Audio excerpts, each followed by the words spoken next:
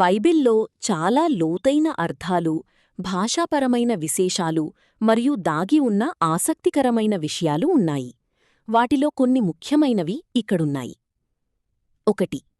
పేర్లలో దాగి ఉన్న సందేశం. జెనెసిస్ 5. ఆదికాండము 5వ అధ్యాయంలోని వంశవృక్షాన్ని గమనిస్తే ఆదాము నుండి నోవహు వరకు ఉన్న పేర్ల యొక్క హీబ్రూ అర్థాలను వరుసగా కలిపి చదివితే ఒక అద్భుతమైన సందేశం కనిపిస్తుంది.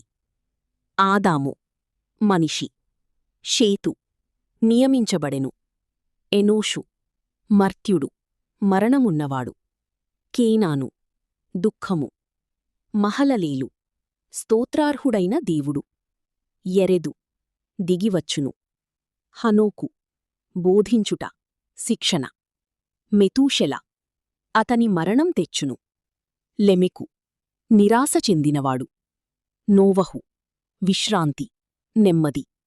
వీటన్నింటినీ కలిపితే మనుష్యుడి మరణమూ దుఃఖమూ కలిగినవాడుగా నియమించబడ్డాడు. కాని స్తోత్రార్హుడైన దేవుడు స్వయంగా దిగివచ్చి బోధించి తన మరణం ద్వారా నిరాశలో ఉన్నవారికి నెమ్మదిని ప్రసాదిస్తాడు.